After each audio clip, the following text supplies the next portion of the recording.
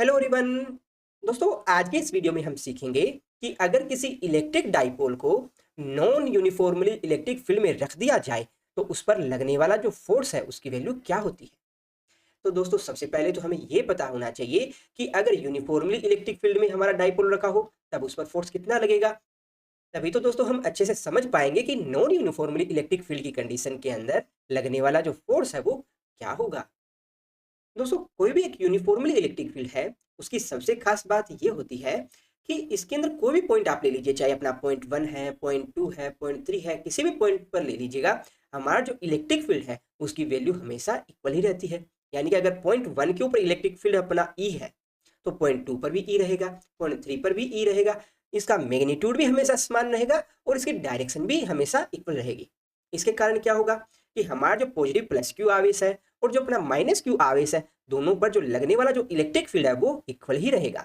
और जब electric field equal रहता है तो हम जानते हैं जो लगने वाला जो इलेक्ट्रिक फोर्स है उसकी वैल्यू भी इक्वल ही रहती है, क्योंकि हमारा जो फोर्स है वो किसके बराबर होता है, F equal to Q E के बराबर होता है। और हमने सीखा है कि हमारा जो पॉजिटिव प्लस क्यू आवेश है उस पर जो लगने वाला जो फोर्स होता है वो लगता है हमारा जो इलेक्ट्रिक फील्ड है उसकी डायरेक्शन में लगता है। यानी कि इस पर जो फोर्स है वो इस डायरेक्शन में लगेगा और उसकी वैल्यू किसके बराबर होगी, क्यू ई के बराबर होगी। इसी प्रकार से हमारा जो माइनस क्यू चार्ज है उसके ऊपर जो लगने वाला जो फोर्स है वो कौन सी डायरेक्शन में लगता है, इलेक्ट्रिक फील्ड के अपोजिट डायरेक्शन में लगता है और उसकी वैल्यू किसके बराबर होगी, F vector equal to minus Q E vector. और यहाँ हम माइनस साइन क्यों लगा रहे हैं, क्योंकि यहाँ पर इस माइनस क्यू चार्ज पर जो लगने वाला जो फोर्स है वो हमारा जो इलेक्ट्रिक फील्ड की डायरेक्शन के अपोजिट डायरेक्शन में है। ठीक है, परंतु यहाँ पर हमारा जो पॉजिटिव क्यू आवेश है और जो नेगेटिव क्यू आवेश है दोनों पर जो लगने वाला इलेक्ट्रिक फील्ड है उसकी वैल्यू इक्वल ही रहती है। अब जरा बात करते हैं नॉन यूनिफॉर्म इलेक्ट्रिक फील्ड के बारे में। तो दोस्तों हमारा जो नॉन यूनिफॉर्म इलेक्ट्रिक फील्ड है उसमें क्या होता है, हर एक पॉइंट के ऊपर जो अपना इलेक्ट्रिक फील्ड है उसकी वैल्यू चेंज होती रहती है। यानी कि अगर हमारा जो पॉइंट 1 है उस पर जो लगने वाला इलेक्ट्रिक फील्ड है वो अपना E1 है, तो अपना जो पॉइंट 2 है उस पर जो लगने वाला जो इलेक्ट्रिक फील्ड है वो E2 होगा, यानी कि E1 से अलग होगा। यहाँ पर इनकी डायरेक्शन है वो भी अलग हो सकती है और इनका जो मैग्नीट्यूड है वो भी अलग हो सकता है, क्योंकि आप खुद देखिए हमारा जो पॉइंट 1 है उस पर इलेक्ट्रिक फील्ड की डायरेक्शन क्या है, आप कहेंगे भाई इस डायरेक्शन में है। जबकि हमारा जो पॉइंट 2 है उस पर इलेक्ट्रिक फील्ड की डायरेक्शन क्या होगी, आप कहेंगे यहाँ पर इसकी डायरेक्शन ये है। अब कोई मान लीजिए हमारा पॉइंट 3 है, इसके ऊपर इलेक्ट्रिक फील्ड की डायरेक्शन कौन सी होगी, तो आप कहेंगे भाई इसकी डायरेक्शन ये होगी।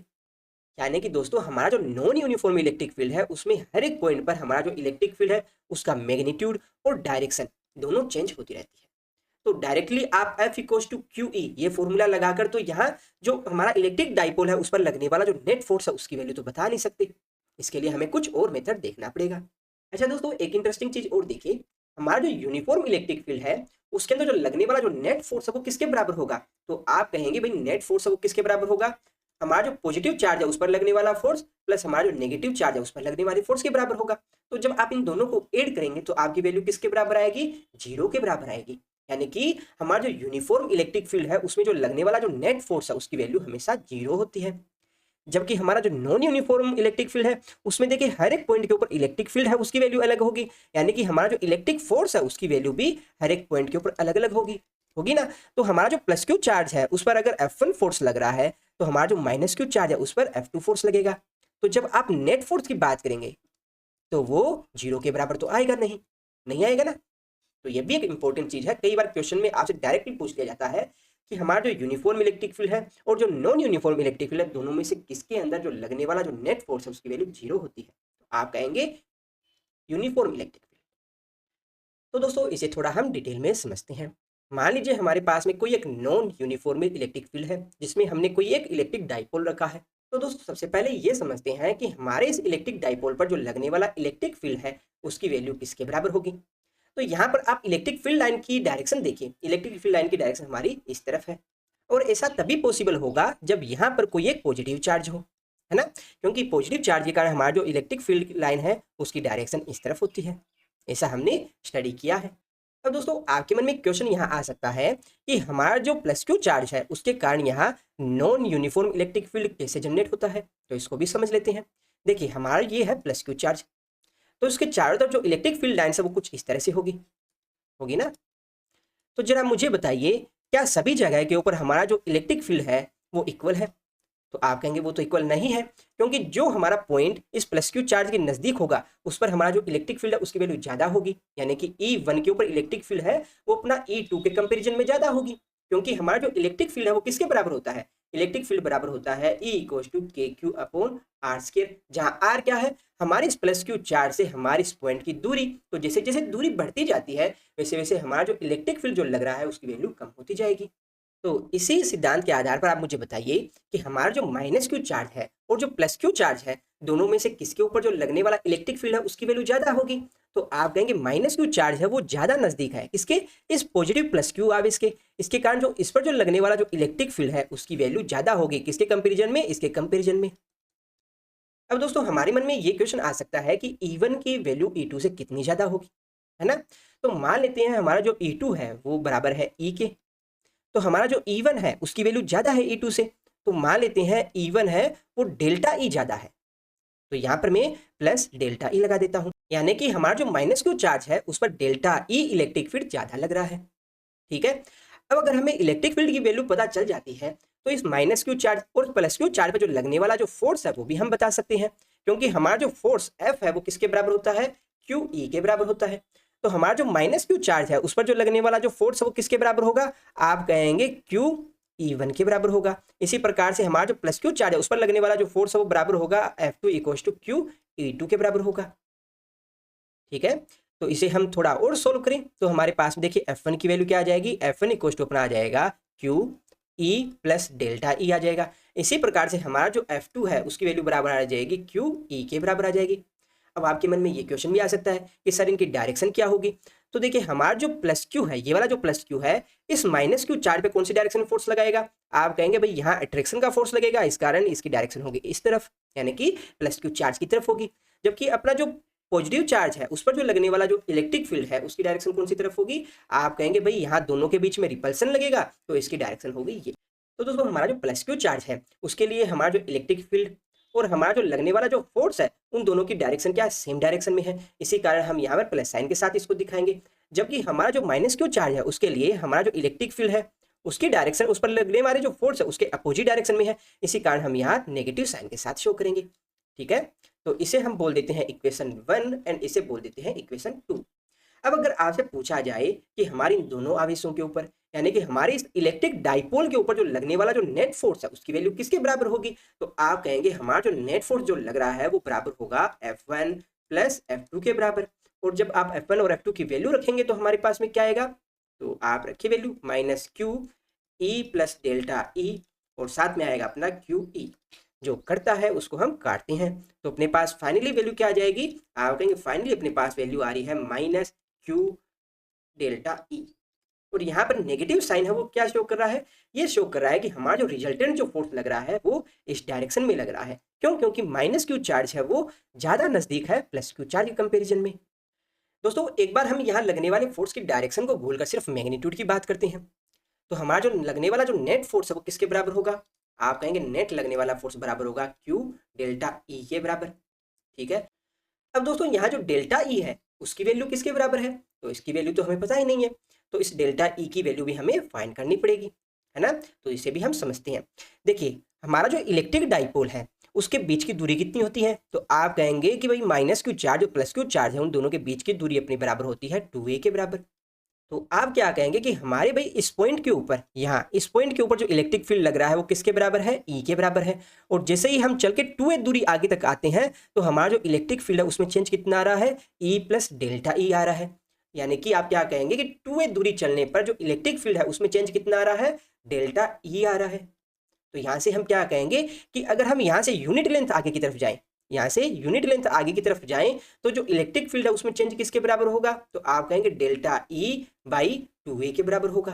अब दोस्तों अगर हमसे कहा जाए कि बिल्कुल मामूली सी दूरी, छोटी सी दूरी यानी कि dl दूरी अगर हम आगे की तरफ जाएं, यहाँ dl दूरी अगर आगे की तरफ जाएं तो हमारा जो इलेक्ट्रिक फील्ड है उसमें चेंज किसके बराबर होगा, तो आप कहेंगे डेल्टा E बाई 2a और साथ में आएगा अपना dl, और ये वैल्यू हमारी dE के बराबर आएगी, क्योंकि हम dl डिस्टेंस आगे की तरफ चल रहे हैं तो इलेक्ट्रिक फील्ड में चेंज कितना होगा, वो dE के बराबर होगा। अब दोस्तों यहाँ देखिए यहाँ से हम अपनी डेल्टा ई है उसकी वैल्यू निकाल सकते हैं। तो जरा बताइए डेल्टा ई की वैल्यू किसके बराबर होगी? तो आप कहेंगे इसकी वैल्यू बराबर आएगी 2a डी बाई डी के बराबर आएगी। अब इस डेल्टा ई की वैल्यू हम ऊपर वाली इक्वेशन में रखते हैं, तो हमारे पास में क्या आ जाएगा? देखिए एफ इक्वल्स टू आ जाएगा Q2a, साथ में आ जाएगा अपना डी बाई डी के बराबर। अब देखिए अपना जो इलेक्ट्रिक डाइपोल है वो किसके बराबर है? आप कहेंगे Q2a के बराबर है ना? तो ये वाली वैल्यू जब यहाँ रखोगे तो हमारा जो लगने वाला जो फोर्स है वो किसके बराबर आ जाएगा? P डी अपॉन के बराबर आ जाएगा। अब दोस्तों बात करते हैं डायरेक्शन की। तो मान लीजिए ये है हमारा नॉन यूनिफॉर्म इलेक्ट्रिक फील्ड और इसमें हमारा कोई एक इलेक्ट्रिक डाइपोल रखा है, ये है अपना -q चार्ज और ये है अपना +q चार्ज, ठीक है। और जो अपना जो इलेक्ट्रिक फील्ड है उसकी डायरेक्शन है अपनी इस तरफ।